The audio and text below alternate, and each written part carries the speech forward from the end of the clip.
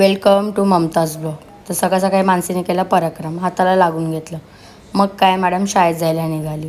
बघते तर काय घरात कोण नाही. मग पटकन मम्मीचा रूम आवरून घेतला आणि मस्त अशी जेवायला बसली. आणि मी तारक मेहता बघणार नाही असं कधीच होणार नाही. मस्त जेवता जेवता तारक मेहताचा आनंद घेतला.